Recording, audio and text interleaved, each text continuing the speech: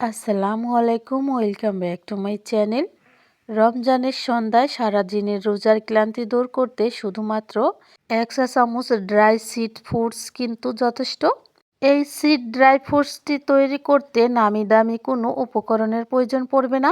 শুধুমাত্র দরকার হবে হাতের কাছে থাকা বেশ কয়েকটা সবজির বীজ, আর আমাদের লাগবে ড্রাই ফ্রুটস ও 2-3টি মশলা। এখানে যা যা উপকরণ ব্যবহার করা হয়েছে সব উপকরণই কিন্তু আমাদের রান্নাঘরে অল টাইম থাকে। তাই আমি আশা করি খুব সহজেই আমার বন্ধুরা এই রেসিপিটি তৈরি করে খেতে পারবেন। আমার যে সকল বন্ধুরা ওজন কমাতে চান, ডায়েট করেন, তারা কিন্তু বিকালবেলা 2 চা চামচ ড্রাই সিড ফ্রুটস খেতে পারেন। এতে করে আপনাদের ওজন খুব দ্রুত কমবে এবং এনার্জি থাকবে সারা শরীরে ভরপুর। চলুন তাহলে আর কথা না বাড়িয়ে এখানে আমাদের কি উপকরণ লেগেছে আর কিভাবে আমি ব্যবহার করেছি সেটা আপনাদের সাথে শেয়ার করি। শুরুতে আমি চুলায় একটা কড়া বসিয়ে দিয়েছি, আর এই কড়ার মধ্যে আমি নিয়ে নিচ্ছি 2 কাপ বাদাম। এখানে 300 গ্রামের মতো বাদাম রয়েছে। আপনারা চাইলে বাদামের পরিমাণ কমিয়ে বাড়িয়ে নিতে পারেন। এবার চুলাটা জ্বালিয়ে বাদামটা ভেজে নিতে হবে। চুলার আঁচ অল্প রেখে বাদামটা ভেজে নিতে হবে। কোনোভাবে চুলার আঁচ হাইতে রেখে বাদামটা ভাজা যাবে না, এক্ষেত্রে বাদামটা পুড়ে যেতে পারে। ড্রাই ফ্রুটস রেসিপিতে কিন্তু বাদামটা অবশ্যই ভালো করে ভাজা হতে হবে। আপনারা চাইলে বালি দিয়েও ভেজে নিতে পারেন। আর যারা কাঁচা বাদাম ভালো করে ভাজতে পারেন না, তারা কিন্তু বাজার থেকে ভাজা বাদামটা কিনে নিতে পারেন। তো বন্ধুরা, দেখেই বুঝতে পারছেন আমার বাদাম ভাজাটা কিন্তু হয়ে গেছে। এবার আমি এই বাদামটা চুলা থেকে নামিয়ে নেব। বাদামটা নামিয়ে অন্য একটা পাত্রে ছড়িয়ে রাখবো ঠান্ডা হওয়ার জন্য। ততক্ষণে চলুন আমি ফিরে যাচ্ছি পরবর্তী উপকরণে। এদিকে চুলায় আমি নিয়ে নিচ্ছি 1 কাপ তিসি। এটাকে গ্রাম অঞ্চলে মইসনা বলে। তো দেখেই বুঝতে পারছেন তিসিটা কিন্তু ফুটতে শুরু করেছে।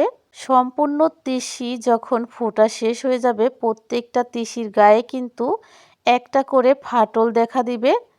তাহলেই আপনারা বুঝতে পারবেন আপনাদের তিসিটা ভাজা হয়ে গেছে। আমি খুব কাছ থেকে আপনাদের দেখানোর চেষ্টা করছি। 2-1টা যখন ফুটতে থাকবে তখনই নামিয়ে নিতে হবে, না হলে কিন্তু পুড়ে যাওয়ার সম্ভাবনা থাকবে। একেবারেই কিন্তু পুড়িয়ে ফেলা যাবে না। প্রত্যেকটা তিসির গায়ে কিন্তু একটা করে ফাটল আছে, দেখিয়ে দিলাম খুব কাছ থেকে। এবারে তিসিটা নামিয়ে আমি নিয়ে নিচ্ছি 100 গ্রাম সাদা তিল। চুলার আঁচটা একেবারে মিডিয়াম টু লো হিটে দিয়ে সাদা তিলটা ভাজতে হবে। কোনোভাবে কিন্তু তিলটা একেবারে লাল করা যাবে না, হালকা ব্রাউন কালার করে তিলটা ভেজে নিতে হবে। চুলার আঁচটা যেহেতু একেবারে মিডিয়াম টু লো হিটে, মাঝখানে জাল লাগবে, সেই জন্য কিন্তু অবশ্যই অনবরত নেড়ে চেড়ে ভেজে নিতে হবে। কোনোভাবে কিন্তু নাড়া বন্ধ করা যাবে না, এতে করে পুড়ে যাওয়ার সম্ভাবনা আছে। তো বন্ধুরা, আমি চুলাটা অফ করে দিয়েছি, আর দেখেই বুঝতে পারছেন আমার সাদা তিলটা কিন্তু ভাজা হয়ে গেছে। আমি খুব কাছ থেকে দেখাচ্ছি কিভাবে আমি ভেজে নিয়েছি। এবার আমি চলে যাচ্ছি পরবর্তী স্টেপে। এবার আমি নিয়ে নিচ্ছি কুমড়োর বীজ, মানে মিষ্টি কুমড়ার বীজ। আপনারা কিন্তু বাজারে খুব সহজে মিষ্টি কুমড়ার খোসা ছাড়ানো বীজ পেয়ে যাবেন। এবার আমি নিয়ে নিচ্ছি 100 গ্রাম সানফ্লাওয়ার বীজ, যেটাকে বলে সূর্যমুখীর বীজ। এবার আমি এই 2 ধরনের বীজ চুলার আঁচ মিডিয়াম টু লো হিটে রেখে ভেজে নেব। আপনারা কিন্তু খুব সহজে বাজারে এই বীজটা পেয়ে যাবেন। হাটের দিনে কিন্তু এই বীজটা বেশি পাওয়া যায়।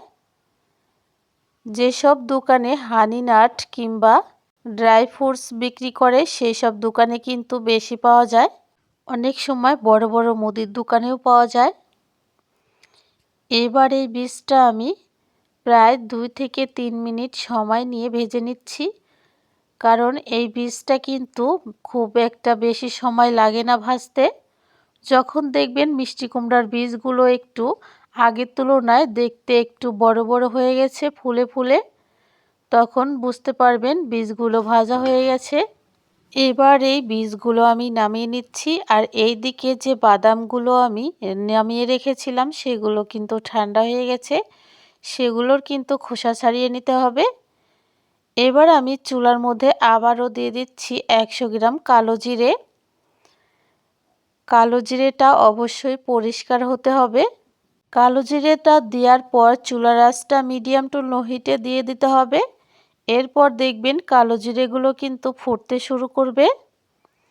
প্রায় 30 সেকেন্ড পর কিন্তু কালো জিরেগুলো সম্পূর্ণ ফুটতে শুরু করবে।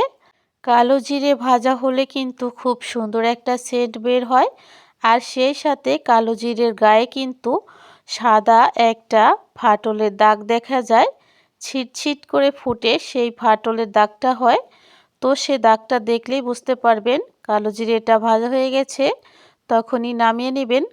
কড়া করে ভাজা কিন্তু যাবে না, তাহলে কিন্তু নষ্ট হয়ে যাবে। আর এইদিকে আমি বাদামের খোসাগুলো ছাড়িয়ে নিয়েছি।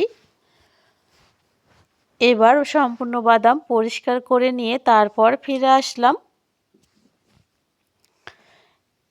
সমস্ত ভাজা উপকরণগুলো এবার আমি একটা কুলার মধ্যে নিয়ে নিচ্ছি। তো বন্ধুরা দেখেই বুঝতে পারছেন সবগুলো উপকরণ কিন্তু পাশাপাশি রয়েছে, আমি মিশিয়ে নিচ্ছি। শুধুমাত্র বাদাম নিয়েছি এখানে 300 গ্রাম, তাছাড়া যা যা নিয়েছি সব কিছুই কিন্তু 100 গ্রাম করে নিয়েছি। টোটালি এখানে প্রায় 1 কেজি রয়েছে। এবার আমি নিয়ে নিচ্ছি 100 গ্রাম কিশমিশ। আর এই কিশমিশটা পরিষ্কার করে ধুয়ে রোদে শুকিয়ে নেবেন। আর না হলে পরিষ্কার একটা ন্যাকড়ায় করে মুছে নিতে হবে।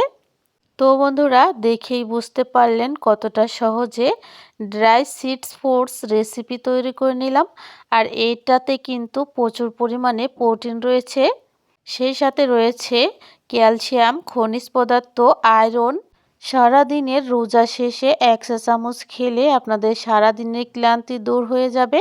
এখানে কিন্তু কালো জিরে রয়েছে, সেটা কিন্তু প্রায় 300 রোগের মহা ওষুধ, সেটা কিন্তু আমরা জানি। আর এর মধ্যে যে আরও বাদবাকি উপকরণ রয়েছে প্রত্যেকটা জিনিসই কিন্তু আমাদের শরীরের জন্য খুবই উপকারী। এখানে ব্যবহারকৃত সমস্ত উপকরণের প্রচুর পরিমাণে গুণাগুণ রয়েছে। প্রত্যেকটা উপকরণের গুণাগুণ জানতে চাইলে অবশ্যই সার্চ করে জেনে নেবেন। প্রত্যেকটা জিনিসের গুণাগুণ বলতে গেলে ভিডিওটা অনেক বেশি লং হয়ে যাবে। এবার এই ড্রাই ফ্রুটস রেসিপিটি আপনারা একটা শুকনো এয়ার কন্টেইনার বক্সে রেখে দিবেন কিংবা কাচের জারে রেখে দিবেন। এতে করে প্রায় বছর জুড়ে ভালো থাকবে।